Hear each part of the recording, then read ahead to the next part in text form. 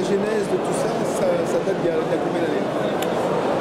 Alors les jeux sérieux, d'abord, pendant très longtemps, j'ai eu beaucoup de mal à donner un nom. Je disais logiciel, mais dans ma tête, un logiciel, c'était quelque chose qui pouvait s'avérer plus compliqué. Alors, application, animation, c'est beaucoup plus complexe qu'une animation. Donc j'ai toujours eu un problème de toute façon avec le nom de mon produit.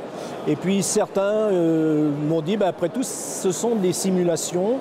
Donc on s'approche d'un jeu. Donc je dis, après tout, c'est à la mode, pourquoi ne pas appeler ça jeu sérieux? Mais c'est les mettre dans une boîte et peut-être qu'ils sont entre deux boîtes. Bon, pour moi, le jeu n'a pas une grande importance, mais appelons-les des jeux. Parce que les élèves, ce qui est sûr, c'est lorsqu'ils travaillent avec mes logiciels, ils jouent, ils sont motivés et ils font le travail que je leur demande. Et il y a vraiment un côté ludique. Donc, côté ludique, on peut, je pense, les appeler des jeux. Ok. Tu as démarré il y a longtemps? Alors oui, ça remonte à 30 ans. Le tout premier ordinateur de l'établissement, qui pour la petite histoire n'avait pas été payé par l'établissement, mais c'était 5-6 profs qui s'étaient cotisés pour acheter l'ordinateur. Et donc on pouvait travailler il y a 30 ans sur un ordinateur acheté par les profs. Et là, j'avais fait un petit peu de basique en fac. Et j'adorais le basique, pour moi c'était un jeu. Et j'ai fait mes 2 logiciels à l'époque, 2 jeux, on pourrait presque qualifier à 2 jeux simplistes. C'était le calcul du taux d'alcoolémie, donc l'élève rentrait les consommations et la courbe se dessinait et on voyait la courbe qui diminuait au cours du temps.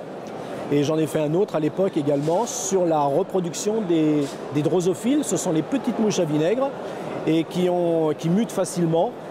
Et là, possibilité d'avoir des mutations, de compter, etc.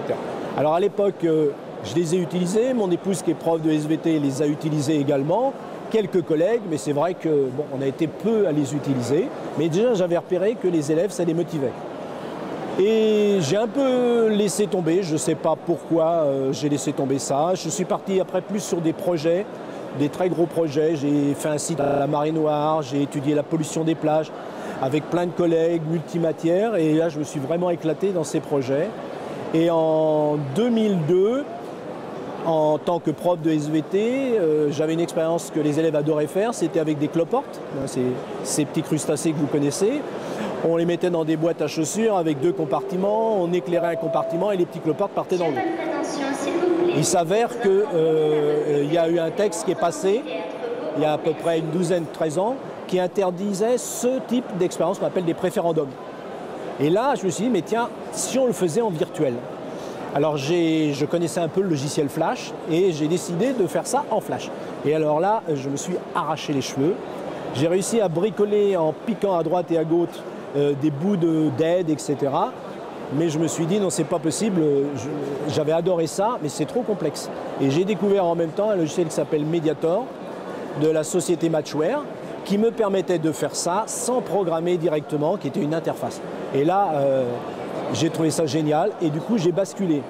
Le deuxième que j'ai fait, toujours pareil, une expérience que je faisais avec les élèves, ils adoraient, c'est les pelotes de réjection. Ce sont ces pelotes que les rapaces rejettent lorsqu'ils ont avalé une proie en entier et les élèves dissèquent, ça n'a pas d'odeur, ce ne sont pas des excréments et c'est vraiment une expérience très sympa. Grippe aviaire, interdiction. Donc je me suis dit, tiens, je vais le faire en virtuel et là je l'ai fait avec Mediator.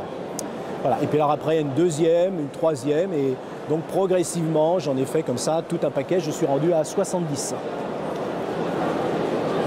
Les évolutions par rapport, donc les toutes premières, c'était purement l'expérience virtuelle. On tombe tout de suite sur la boîte à chaussures avec les cloportes qui se baladent, on éclaire, on chauffe, on humidifie. Et à un moment donné, une première étape, c'était un collègue il y a à peu près 6 ans, un collègue marocain. Ah oui non, j'ai oublié quelque chose d'important. Je passais beaucoup de temps à faire ces animations-là. Et au tout début, je me suis dit, mais c'est quand même stupide de passer des heures, des dizaines d'heures à faire quelque chose qui ne sert que peut-être à une 50aine d'élèves que j'ai. Et là, l'idée m'est venue de partager. J'ai donc créé un site de partage pédagogique qui s'appelle SVT44, qui est très facile à trouver sur Internet. Et j'ai partagé avec mes collègues. Et c'est vrai que ça a marché tout de suite, les collègues ont accroché. Et aujourd'hui, je ne veux pas dire que tous les collègues utilisent mes logiciels, mais la grande majorité, du moins en collège, utilisent mes logiciels à un moment ou à un autre. Et j'en ai même 2 qui ont eu quasiment un label officiel, parce qu'il y en a 2 qui sont dans la liste des logiciels susceptibles maintenant de tomber à l'agrégation interne, dont justement le fameux pelote de réjection. Donc voilà, ça c'est pour les logiciels. Donc au départ, purement l'expérience. Et l'étape d'après, donc ce collègue marocain qui m'a contacté il y a 6 ans, qui m'a dit moi j'ai des élèves qui ont du mal avec le français, est-ce que vous accepteriez de faire une version en arabe? Donc j'ai dit oui, pas de souci si vous me traduisez les textes. Donc je lui ai envoyé tous les textes, il m'a traduit les textes et du coup j'ai fait une version en arabe. Le hasard fait que 2 mois après, le centre ICAS, qui est un centre pédagogique basque, me fait exactement la même demande sur un autre, alors d'ailleurs le tout premier que j'avais fait, pelote, en me disant est-ce qu'il serait, nous on recherche vraiment de la matière pour les profs, on n'a rien en basque, est-ce que vous pouvez nous faire quelque chose en basque? Donc j'ai dit oui, ils m'ont envoyé les textes et c'était le 2e logiciel en 2 langues. Après, mon épouse qui est prof de SVT, qui fait DNL, donc SVT un peu en anglais. Seconde, c'est pas mon niveau, mais elle avait des besoins elle aussi au moment de son cours. Tous mes logiciels, c'est parce qu'à un moment donné, j'ai eu un besoin. Donc elle avait des besoins. Et alors tous ceux que j'ai développés avec elle, donc 4 ou 5 pour son programme de seconde, c'était du coup français-anglais et c'est elle qui me le traduisait en anglais. Et dans les toutes dernières étapes, j'ai été sélectionné pour participer au Forum mondial des enseignants innovants de Microsoft. Et là, je me suis retrouvé à Prague, il y a un peu plus d'1 an, je me suis retrouvé avec des profs du monde entier. Et là, je me suis dit, mais c'est pas en 2 langues qu'il faut faire ça, il faut essayer de faire en plein de langues différentes. Donc je suis allé voir plein de collègues qui parlaient français, parce que mon anglais, moi, est déplorable. Donc j'ai trouvé une Mexicaine qui a accepté de me faire en espagnol, j'ai une Libanaise qui a accepté de me le faire en arabe, une personne d'Azerbaïdjan qui me l'a fait en azéri, un Indien qui a accepté une ornée, et donc un de mes logiciels de simulation est maintenant proposé en 13 langues différentes. Alors bientôt 14, 15, mon but, je l'ai appelé d'ailleurs le tour du monde. J'ai trouvé le concept assez drôle d'avoir un logiciel et d'un clic de souris, on passe sur une langue écrite différente, mais également avec un bouton, la possibilité d'écouter le texte. Donc à la fois écouter, à la fois lire. Donc intéressant pour permettre, pourquoi pas, d'être utilisé, mais aussi, je disais, pour des profs par exemple de 5e, on a un choix de 2e langue, eh bien voilà, une première présentation de l'anglais, de l'italien, du portugais, de l'espagnol. Le prof, il pourrait se dire, bah, tiens, collaboration avec une autre matière. Et on va dire le dernier volet, c'est justement comme je m'interrogeais, jeu sérieux, pas jeu sérieux, je me suis dit, je vais aller au-delà de l'expérience virtuelle et je vais le mettre dans quelque chose de plus important qui va, de mon côté, ressembler plus à un jeu. Donc je me suis attaqué à ce qu'on appelle des expériences scientifiques. Donc prenons l'exemple d'une nation qui s'appelle Fabre. Il a trouvé l'attraction des papillons mâles par les papillons femelles par ce qu'on appelle une hormone. Mais ça, on l'a découvert un jour, avant on ne le savait pas. Donc les élèves revivent l'anecdote qu'a vécu Fabre, c'était chez lui. Il avait laissé une fenêtre ouverte, il avait emprisonné un papillon femelle dans une cage, comme ça, pour en faire je ne sais quoi. Et dans la nuit, son fils vient le chercher en disant « il y a plein de papillons dans la maison ». Donc les élèves revivent cette scène, doivent trouver eux-mêmes les questions ou la question que s'est posée Fabre.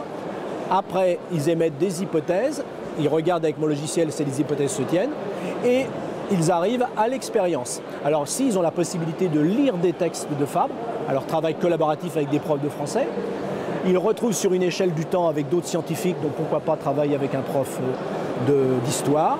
Et contrairement à mes autres expériences, ils ont tout le matériel qui était à la disposition de Fabre, des papillons mâles, des papillons femelles, mais ils n'ont pas le protocole de l'expérience.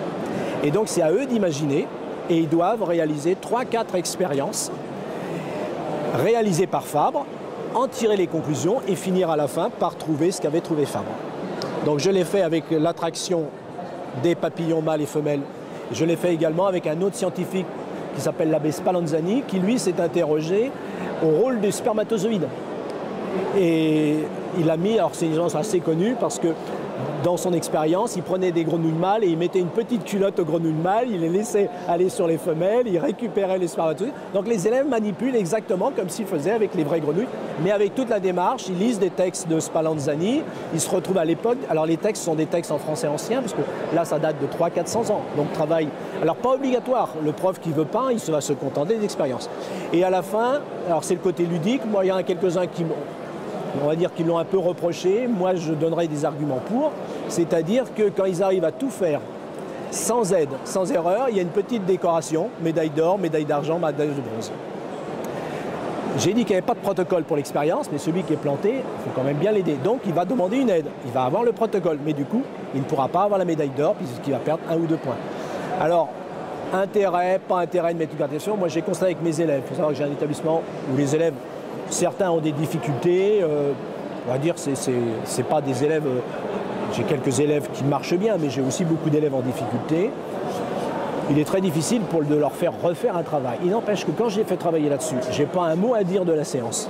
Ils le font tous et rendu à la fin, s'ils n'ont pas la médaille d'or, ils recommencent. Ils recommencent tous jusqu'à avoir tous la médaille. Le principe des jeux vidéo, tels qu'ils les connaissent. Voilà.